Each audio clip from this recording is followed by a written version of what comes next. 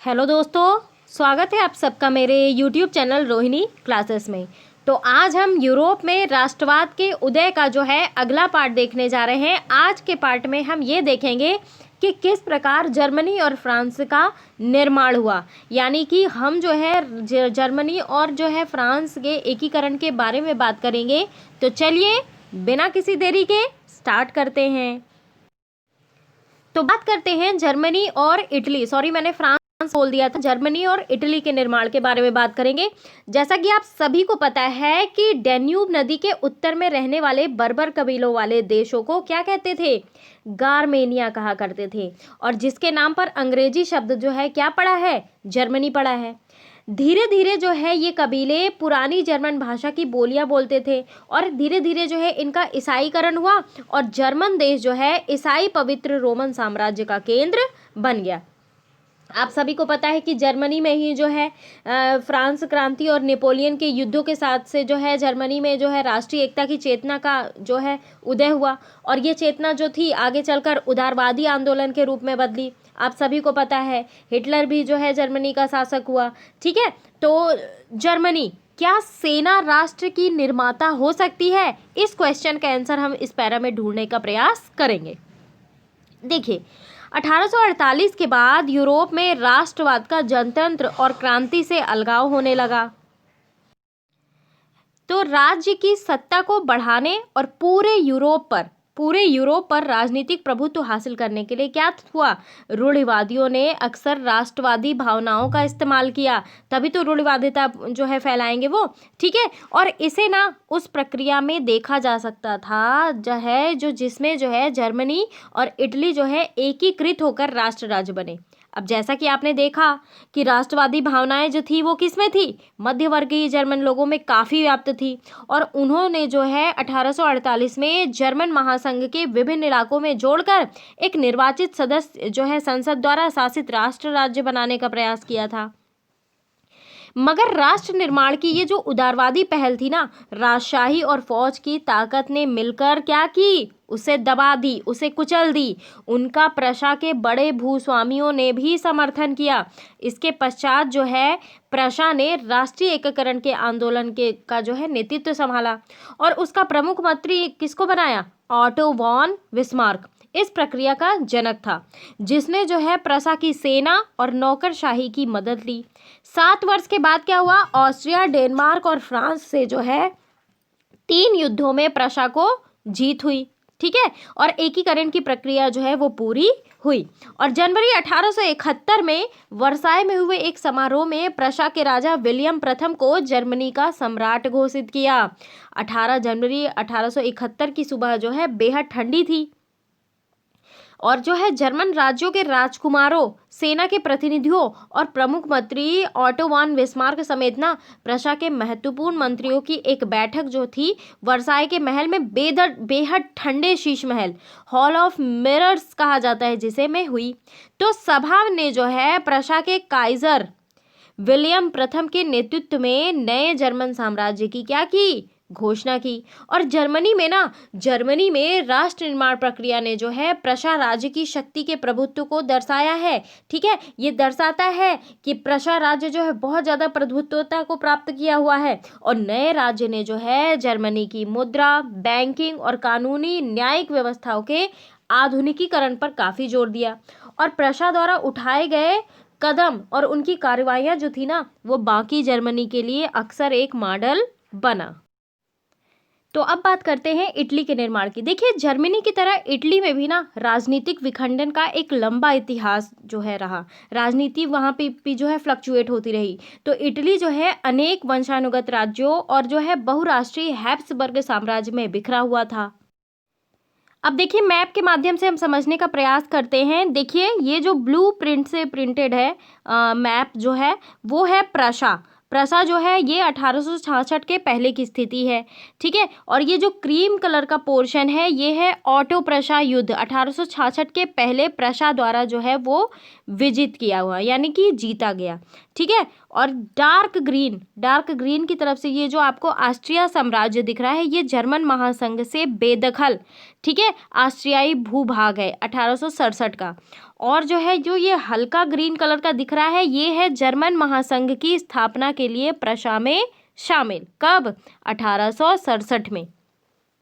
ये जो आपको ऑरेंज कलर का पोर्शन दिख रहा है ये है जर्मन साम्राज्य की स्थापना हेतु जो है दक्षिण जर्मन राज्य प्रशा में शामिल। कब हुआ?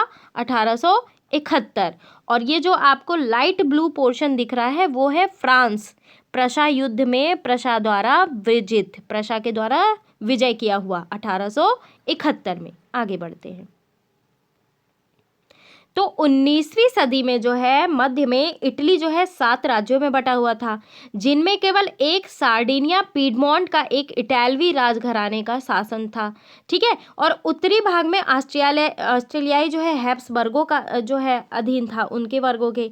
और मध्य इलाकों पर किसका था शासन? पोप का शासन था। ठीक है। और दक्षिण क्षेत्र में स्पेन के बूर्बो राजाओं के अधीन था। अब इटालियन भाषा में भी जो है साझा रूप से हासिल नहीं किया गया था, अभी तक उनके विविध क्षेत्रीय और स्थानीय रूप में मौजूद थे। 1830 के दशक में अगर मैं बात करूं तो जोसेपे मैत्सिनी ने जो है एकीकृत इटालवी गणराज्य के लिए जो है एक सुविचारित कार्यक्रम प्रस्तुत करने की कोशिश की थी। अब उसने जो है अपने उद्देश्यों के प्रसार के लिए यंग इटली नामक एक गुप्त संगठन भी बनाया। 1831 और 1848 में क्रांतिकारी विद्रोहों को असफलता के युद्ध के जरिए जो है इटालवी राज्यों को जोड़ने की जिम्मेदारी जो है वो सार्डिनिया और पीडमॉन्ट के शासक विक्टर इमैनुअल द्वितीय पर आ गई। अब ये जो क्षेत्र थे, क्षेत्र के शासक जो है अभिजात वर्ग की नज़रों में एकीकृत इटली जो थी उनके लिए आर्थिक विकास और राजनीतिक प्रभुत्व की संभावनाएं उत्पन्न करता था। और मंत्री प्रमुख जो थे कावूर, जिसने जो है इटली के प्रदेशों को एकीकृत करने वाले आंदोलन का नेतृत्व किया ना तो एक क्रांतिकारी था और ना ही जनतंत्र में विश्वास रखने वाला। तो इटालवी अभिजात वर्ग के तमाम अमीर और शिक्षित सदस्यों की तरह वह जो है इतालवी भाषा से कई बेहतर फ्रेंच बोलता था और फ्रांस से सार्डिनिया और पीडमॉन्ट की जो है एक चतुर कूटनीतिक संधि, जिसके पीछे कावूर का हाथ था ना, से जो है सार्डिनिया पीडमॉन्ट 1859 में ऑस्ट्रियाई बलों को हरा पाने में क्या हुआ? कामयाब हुआ। तो नियमित सैनिकों के अलावा ना ज्यूसेपे जो गैरिबाल्डी थे, इनके नेतृत्व में भारी संख्या में सशस्त्र स्वयंसेवकों ने इस युद्ध में हिस्सा लिया। 1860 में वे जो है दक्षिण इटली और 2 सिसिली राज्यों में प्रवेश कर गए और स्पेनी शासकों को हटाने के लिए ना स्थानीय किसानों का समर्थन पाने में वे जो है सफल रहे। 1861 में इमैनुअल द्वितीय को एकीकृत इटली का राजा घोषित किया गया। मगर इटली के अधिकांश निवासी, जिनमें जो है निरक्षरता की दर काफ़ी ऊंची थी, काफ़ी लोग निरक्षर थे जो पढ़े लिखे नहीं थे, अभी भी उदारवादी राष्ट्रवादी विचारधारा से अनजान थे। और दक्षिणी इटली में जिन आम किसानों ने गैरिबाल्डी को समर्थन दिया था ना, उन्होंने इटालिया के बारे में कभी सुना ही नहीं था और वे मानते थे कि ला टालिया जो है विक्टर इमैनुअल की पत्नी थी। अब आइए थोड़ा सा बात कर लेते हैं ब्रिटेन की अजीब दास्तान के बारे में। देखिए, कुछ विद्वानों ने तर्क दिया है कि राष्ट्र या फिर राष्ट्र राज्य का मॉडल या फिर आदर्श जो है वो क्या है? ग्रेट ब्रिटेन है। तो ब्रिटेन में राष्ट्र राज्य का निर्माण अचानक हुई कोई उथल पुथल या क्रांति का परिणाम नहीं था। ये एक जो है लंबी चलने वाली प्रोसेस का जो है पार्ट था, लंबी चलने वाली प्रक्रिया का पार्ट था। अब जैसे देखिए, ये आप देख पा रहे होंगे, ये है मैप। तो ये जो है एकीकरण से पूर्व इटली का राज्य है, ठीक है। और ये जो है एकीकरण के बाद जो है इटली का राज्य है, आप देख लीजिए, ठीक है। और जो है नृजातीय का मतलब ये भी देख लीजिए, एक साझा नस्ली, जनजाति या सांस्कृतिक उद्गम या पृष्ठभूमि जिसे कोई समुदाय अपनी पहचान मानता है, ठीक है। तो जैसा कि मैंने आपको बताया कि ब्रिटेन जो है अचानक नहीं, एक प्रोसेस था धीरे धीरे का। तो 18वीं सदी के पहले ना ब्रिटेनी राष्ट्र था ही नहीं। ब्रिटेनी द्वीप समूह में रहने वाले लोगों, अंग्रेज, वेल्स, स्कॉट और आयरिश की मुख्य पहचान क्या थी? नृजातीय थी। अभी मैंने इसका मतलब आपको बता ही दिया है। तो इन सभी जातीय समूहों की अपनी जो है सांस्कृतिक और राजनीतिक परंपरा थी। लेकिन क्या हुआ कि जैसे जैसे आंग्ल राष्ट्र की धन दौलत, अहमियत और सत्ता में वृद्धि हुई ना, तो वह द्वीप समूह जो था इसके अनेक जो है अन्य राष्ट्रों पर अपना प्रभुत्व बढ़ाने में सफल हुआ। अब एक लंबे टकराव और संघर्ष के बाद आंग्ल संसद ने जो है 1688 में राजतंत्र की ताकत छीन ली थी और इस संसद के माध्यम से एक राष्ट्र राज्य का निर्माण हुआ, जिसके केंद्र में कौन था? इंग्लैंड। कौन था? इंग्लैंड। और इंग्लैंड और स्कॉटलैंड के बीच एक्ट ऑफ यूनियन 1707 से United kingdom of great Britain का गठन हुआ। अब इससे जो है इंग्लैंड जो है ना में स्कॉटलैंड पर अपना प्रभुत्व जमा पाया और इसके बाद जो है ब्रिटेनी संसद में आंग्ल सदस्यों का दबदबा रहा। अब एक ब्रिटेनी पहचान के विकास का अर्थ ये हुआ कि स्कॉटलैंड की खास संस्कृति और राजनीतिक संस्थानों को योजनाबद्ध तरीके से दबाया गया। अब स्कॉटिश हाईलैंड्स के निवासी जो है जिन कैथोलिक कुलों ने जब भी अपनी आज़ादी को व्यक्त करने का प्रयास किया ना, उन्हें जबरदस्त दमन का सामना करना पड़ा। स्कॉटिश इस हाईलैंड्स के लोगों को अपनी गोलिक भाषा बोलने और जो है अपनी राष्ट्रीय पोशाक पहनने की मनाही थी। ठीक है, उन्हें पहनने का अधिकार नहीं था। अब उनमें से बहुत सारे लोग जो थे ना, अपना वतन छोड़ने पर मजबूर किया गया उन्हें। आयरलैंड का भी जो है कुछ ऐसा ही हश्र हुआ। वह देश कैथोलिक और प्रोटेस्टेंट, ठीक है, धार्मिक गुटों की गहराई में बटा हुआ था।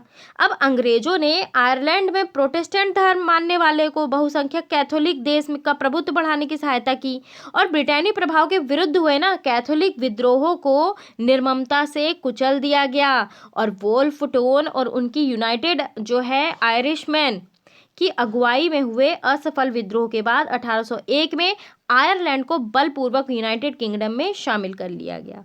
ठीक है, और एक ब्रिटेनी राष्ट्र का क्या किया गया? निर्माण किया गया और जिस पर हावी आंग्ल संस्कृति का प्रचार प्रसार किया गया।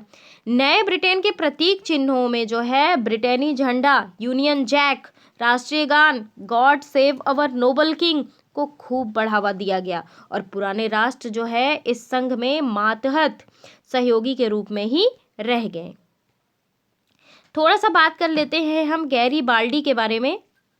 ज्यूसेप्पे गैरीबाल्डी संभवतः इटली की स्वतंत्रता सेनानियों में सबसे मशहूर कौन हुए?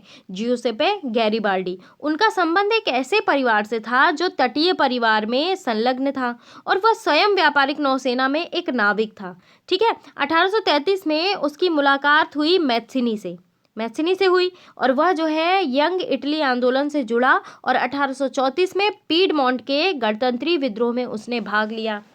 यह विद्रोह कुचल दिया गया और गैरीबाल्डी को दक्षिण अमेरिका भागना पड़ा, जहां वह 1848 तक निर्वासन में रहा। ठीक है, और जो है 1854 में उसने विक्टर इमैनुअल द्वितीय का समर्थन किया, जो इटालवी राज्यों को एकीकृत करने का प्रयास कर रहा था। ठीक है, और 1860 में गैरीबाल्डी ने ना दक्षिण इटली की तरफ एक्सपीडिशन ऑफ द 1000 यानी कि 1000 लोगों के अभियान का नेतृत्व किया। तो इस अभियान में ना नए स्वयं सेवक जो थे जुड़ते चले गए और उनकी संख्या लगभग 30,000 तक पहुंच गई और वे जो है ना रेड शर्ट्स के नाम से जो है लोकप्रिय हुए। 1867 में क्या हुआ? गैरीबाल्डी के नेतृत्व में स्वयं सेवकों की एक जो है सेना, ठीक है, पेपल राज्यों से लड़ने में रोम गई, जो इटली के एकीकरण में अंतिम बाधा थी। ठीक है, वहाँ एक फ्रांसीसी सैनिक टुकड़ा तैनात थी। रेड शर्ट्स फ्रांसीसी और पेपल सैनिकों के सामने टिक नहीं पाए और 1870 में जब प्रशा से युद्ध के दौरान फ्रांस ने रोम से अपने सैनिक हटा लिए, तब जाकर पेपल राज्य जो है अंततः इटली में सम्मिलित हुआ।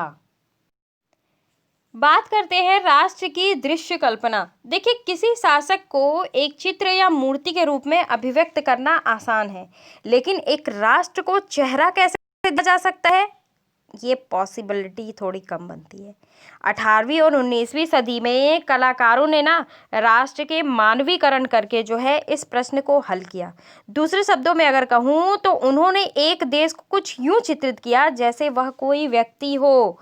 ठीक है, और जो है उस समय राष्ट्रों को क्या क्या किया जाता था, नारी भेष में प्रस्तुत किया जाता था, यानी कि नारियों के भेष में प्रस्तुत किया जाता था, औरतों के भेष में प्रस्तुत किया जाता था। तो राष्ट्र को जो है व्यक्ति के जामा जो है पहनाते हुए जिस नारी रूप को चुना गया ना, वह असल जीवन में कोई खास महिला नहीं थी। यह तो राष्ट्र की अमूर्त विचार को ठोस रूप प्रदान करने के लिए प्रयास था, यानी नारी की छवि राष्ट्र का रूपक जो है वो बन गई। देखिए किस प्रकार चेंजेस हुए, जहां नारी को नश्वर यानी कि कुछ नहीं समझा जाता था, वहां नारी की वैल्यू इतनी बढ़ गई। अब आपको याद होगा कि फ्रांसीसी क्रांति के दौरान कलाकारों ने स्वतंत्रता, न्याय और गणतंत्र जैसे विचारों को व्यक्त करने के लिए नारी रूपक का प्रयोग किया। अब इन आदर्शों को विशेष वस्तुओं या प्रतीकों से व्यक्त किया गया। अब जैसा कि आपको याद होगा कि स्वतंत्रता का प्रतीक जो है लाल टोपी या टूटी जंजीर है, और इंसाफ को आमतौर पर एक ऐसी महिला के प्रतीकात्मक रूप में व्यक्त किया जाता है जिसकी आंखों पर पट्टा बंधी हुई हो और वह जो है तराजू लिए हुए हो। ठीक है, तो इसी प्रकार जो है नारी रूपकों का आविष्कार कलाकारों ने 19वीं सदी में किया। फ्रांस में जो है उसे लोकप्रिय ईसाई नाम यानी कि मारियान दिया गया। ठीक है, जिसने जन राष्ट्र के विचार को रेखांकित किया। उसने चिन्ह भी जो है स्वतंत्रता और गणतंत्र के थे, लाल टोपी, तिरंगा, कलगी। ठीक है, और मारियान की प्रतिमाएं जो थी ना सार्वजनिक चौकों पर लगाई गई। क्यों? ताकि जो है जनता को एकता के राष्ट्रीय प्रतीक की याद आती रहे और लोग जो है उससे तादात्म्य स्थापित कर सकें। ठीक है, और मारियान की छवि जो थी ना सिक्कों और डाक टिकटों पर भी अंकित की गई और इसी तरह जर्मेनिया जो है जर्मन राष्ट्र का रूपक बन गई। अब चाक्षुष अभिव्यक्तियों में जो है जर्मेनिया बलूत वृक्ष के पत्तों का मुकुट पहनती है, क्योंकि जर्मन जो है बलूत वीरता का प्रतीक है। अब एक नया शब्द आया है रूपक। रूपक का मतलब ये होता है कि जब किसी अमूर्त विचार यानी कि लालच, ईर्ष्या, स्वतंत्रता, मुक्ति, ठीक है, को किसी व्यक्ति या किसी चीज के जरिए इंगित किया जाता है। और एक रूपात्मक कहानी के दो अर्थ होते हैं, पहला होता है एक शाब्दिक और दूसरा जो होता है एक प्रतीकात्मक। ये देखिए, ये जो है एक डाक टिकट है, ये इसमें जो है मारियान की तस्वीर बनाई गई है जो फ्रांसीसी गणराज्य का प्रतिनिधित्व करती हैं। और ये देखिए, ये दूसरा चित्र, दूसरे चित्र में ये दिखाया गया है जर्मेनिया जो है चित्रकार फिलिप वेंड 1848 में बनाई गई है। चित्रकार ने जो है जर्मेनिया के इस चित्र को सूती झंडे पर बनाया, चूंकि इसे सेंट पॉल चर्च की छत पर लटकना था, जहां मार्च 1848 में फ्रैंकफर्ट संसद जो है बुलाई गई। आइए अब थोड़ा सा बात कर लेते हैं प्रतीकों के अर्थ के बारे में। गुण देखिए, टूटी हुई बेड़ियाँ, इसका महत्व क्या है? मतलब आज़ादी मिलना। बेड़ियाँ टूट गई मतलब हम स्वतंत्र हो गए। ठीक है, बाज छाप कवच यानी कि जर्मन साम्राज्य के प्रतीक शक्ति। बलूत पत्तियों का मुकुट यानी कि ये बहादुरी है। ठीक है, और तलवार, तलवार जो है क्या है इसका मतलब? मुकाबले की तैयारी। तलवार पर लिपटी जैतून की डाली, शांति की चाह रखना। काला, लाल और सुनहरा तिरंगा, ये जो है 1848 में उदारवादी राष्ट्रवादियों का झंडा, जिसे जर्मन राज्यों के ड्यूक्स ने प्रतिबंधित घोषित किया। उगते सूर्य की किरणें, एक नए युग की सूत्रपात। अगले पार्ट में हम देखेंगे राष्ट्रवाद और साम्राज्यवाद, और इस चैप्टर के क्वेश्चंस जो है हम लगाएंगे। आई होप अगले पार्ट में ये जो है चैप्टर मैं समाप्त कर दूंगी। तो कैसा लगा मेरा ये वीडियो ज़रूर आप मुझे कमेंट बॉक्स में बताएं। चैनल को सब्सक्राइब ना किया हो तो ज़रूर कर ले गाइस, और आप वीडियो देखिए। ठीक है, आप शुरू में ही देखेंगे और स्किप कर देंगे तो नहीं, आप एक पूरा वीडियो देखिए, और अगर आपको ना समझ में आए तो कमेंट बॉक्स आपके लिए खुला ही हुआ है। गाइस वीडियो को शेयर भी कर दिया करिए और बेल आइकन प्रेस करना बिल्कुल भी ना भूलिए। Thank you very much.